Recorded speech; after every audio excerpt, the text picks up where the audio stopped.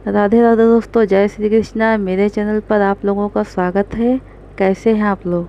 तो दोस्तों, मेरी आज की वीडियो का नाम है मोहन के गोपाल। तो दोस्तों, आप लोग भगवान से कोई ना कोई रिश्ता जरूर जोड़ें और उसे उम्र भर निभाएं, चाहे वह भक्त का हो, पुत्र का हो, बहन का या फिर सेवक का। पर आप भगवान से अपना कोई ना कोई एक संबंध जरूर जोड़ लें। आप चाहें भूल भी जाओ, पर भगवान कभी नहीं भूलते और हमेशा आपका साथ देते हैं। दोस्तों, भगवान को अपने भक्त बहुत प्रिय हैं और भक्तों में भी वो बच्चों से बहुत ही जल्दी शीघ्र प्रसन्न हो जाते हैं। तो दोस्तों, जब हम लोग भगवान के भक्तों की कहानियाँ और उनके चरित्र सुनते हैं तो हमारे अंदर भी हमारी भक्ति भावना प्रबल होती है। इसलिए हमें भगवान के भक्तों की कथाएं जरूर सुननी चाहिए। तो दोस्तों, चलिए अपनी वीडियो को शुरू करते हैं और जानते हैं कि कैसे हमारे कान्हा बने मोहन के गोपाल भैया। तो दोस्तों, छोटे से गांव में एक बहुत ही गरीब विधवा ब्राह्मणी रहती थी और उसके बालक मोहन के अतिरिक्त कोई और नहीं था। वह ब्राह्मणी 2-4 घरों से भिक्षा मांगकर अपने तथा अपने बच्चे का पेट भर लेती और भगवान का भजन करती थी।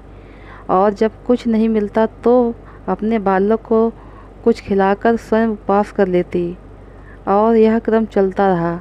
ब्राह्मणी को लगा कि ब्राह्मण के बालक को 2 अक्षर न आए, ये ठीक बात नहीं है।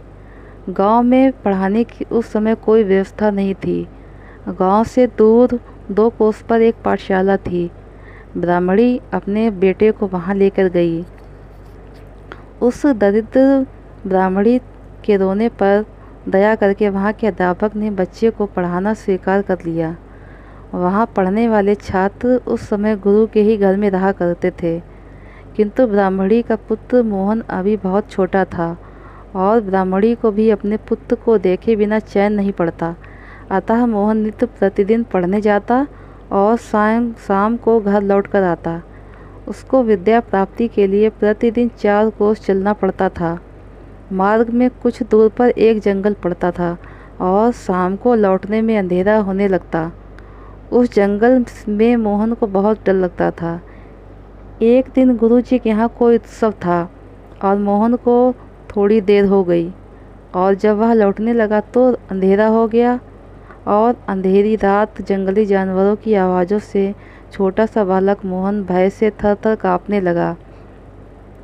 और इधर ब्राह्मणी भी देर होने के कारण बच्चे को ढूंढने निकली थी और वह किसी प्रकार अपने पुत्र को घर ले आई और अपने बेटे से बोली कि डरने की कोई ज़रूरत नहीं है।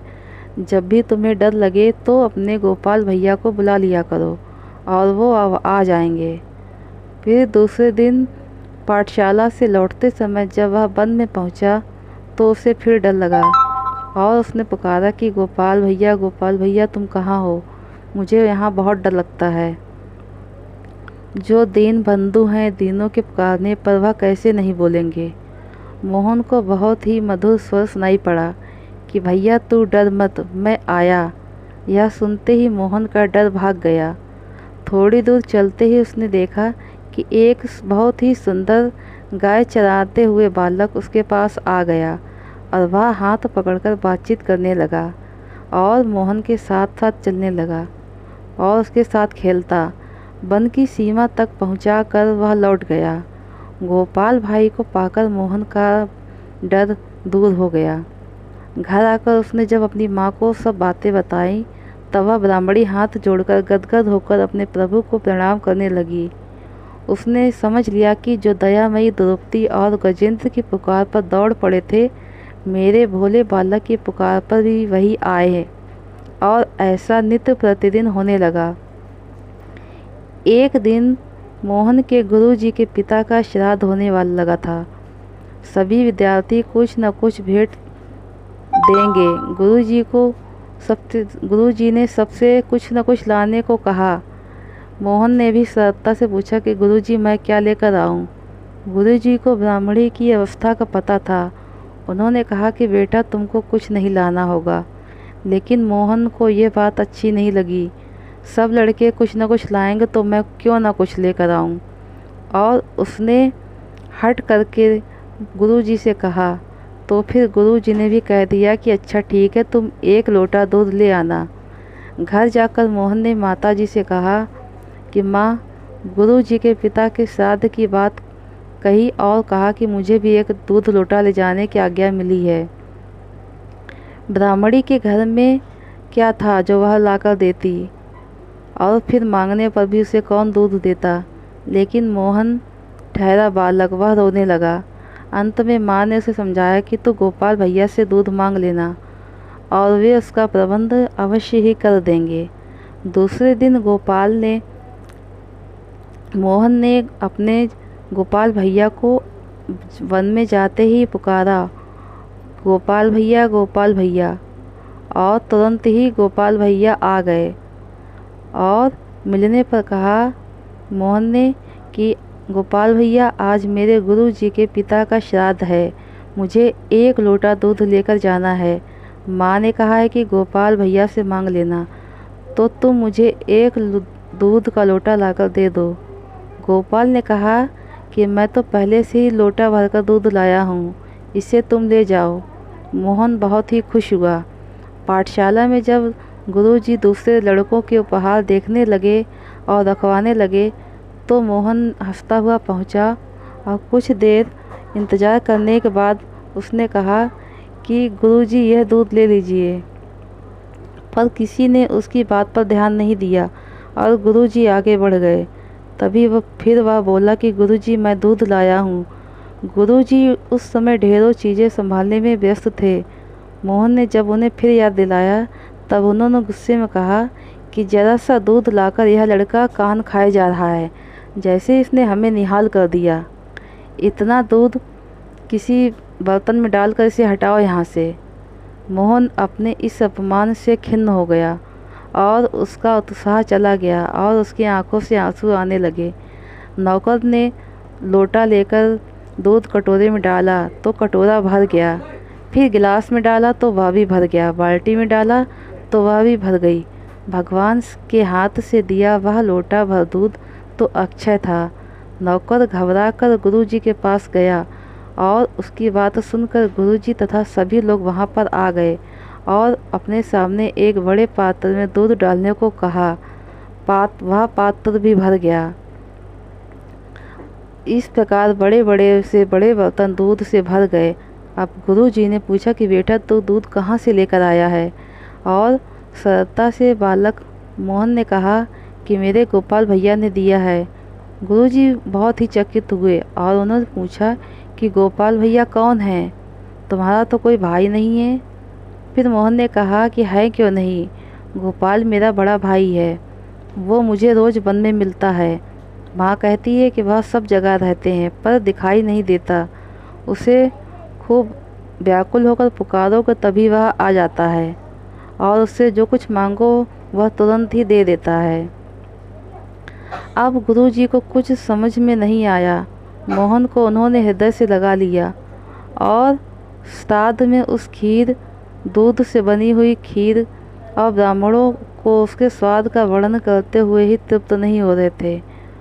वह दूध से बनी खीर अमृत समान हो गई। गोपाल भाई के दूध का स्वाद स्वर्ग के अमृत में भी नहीं था, संसार के किसी भी पदार्थ में कहाँ से होगा। उस दूध का बना श्राद्ध पाकर गुरुजी के पितर तृप्त ही नहीं हुए, माया से मुक्त भी हो गए। श्राद्ध समाप्त हुआ। संध्या को सब लोग चले गए। मोहन को गुरुजी ने रोक लिया और उन्होंने कहा कि बेटा, मैं तेरे साथ चलता हूँ, तू मुझे अपने गोपाल भैया के दर्शन तो करा देगा ना? मोहन ने कहा हाँ हाँ चलिए, मेरे गोपाल भैया को पुकारोगे तो वो तो तुरंत ही आ जाएंगे। वन में पहुंचकर मोहन ने अपने गोपाल भैया को पुकारा। उत्तर में उसे सुनाई पड़ा कि आज तुम अकेले तो हो नहीं, तो तुम्हें डर नहीं लग रहा है, इसलिए फिर मुझे क्यों बुलाते हो? मोहन ने कहा कि मेरे गुरुजी आए हैं और वो तुम्हें देखना चाहते हैं, तुम जल्दी से आ जाओ। जब मोहन ने गोपाल भाई को देखा तो गुरुजी से कहा कि गुरुजी, आपने देखा मेरा गोपाल भाई कितना सुंदर है। जब गुरुजी कहने लगे कि मुझे तो कुछ दिख ही नहीं रहा है, यहाँ तो मैं सिर्फ प्रकाश ही देख रहा हूँ। अब मोहन ने कहा कि गोपाल भैया, तुम मेरे गुरुजी को क्यों नहीं दिखाई देते हो? तो गोपाल भैया ने कहा कि तुम्हारी बात कुछ और है, तुम्हारा हृदय शुद्ध है और तुम्हारे सरल विश्वास है, अतः मैं तुम्हारे पास आता हूँ। तुम्हारे गुरुदेव को जो प्रकाश दिख रहा है, उनके लिए वही बहुत बड़ी बात है। उनका इतने से ही कल्याण हो जाएगा। उनके अमृत भरे स्वर को सुनकर गुरुदेव का हृदय गदगद हो गया और उन्होंने अपने हृदय में भगवान के दर्शन हुए। भगवान की उन्होंने स्तुति की। कुछ देर बाद जब भगवान अंतर ध्यान हो गए, तब मोहन को साथ लेकर वे उसके घर आए और वहां पहुंचकर उनके नेत्र भी धन्य हो गए। गोपाल भाई उस ब्राह्मणी की गोद में बैठे थे और माँ के नेत्रों की अश्रु धारा उनकी काली कराली अलकों को भिगो रही थी। माँ को अपने शरीर की शुद्ध बुद्धि नहीं थी। तो दोस्तों, आप लोगों को मेरी ये कहानी कैसी लगी? दोस्तों, हमारे भगवान हैं ही इतने प्यारे। वो अपने भक्तों पर बहुत ही शीघ्र प्रसन्न हो जाते हैं और बच्चों से तो बहुत ही जल्दी प्रसन्न होते हैं, क्योंकि बच्चे मन के सच्चे होते हैं। उनके अंदर कोई छल कपट नहीं होता है। तो दोस्तों, अगर आप लोगों को मेरी कहानी अच्छी लगी हो तो मेरे चैनल को सब्सक्राइब करें, वीडियो को लाइक करें, शेयर करें। तो दोस्तों, मिलते हैं नेक्स्ट वीडियो में। तब तक के लिए राधे राधे, जय श्री कृष्णा।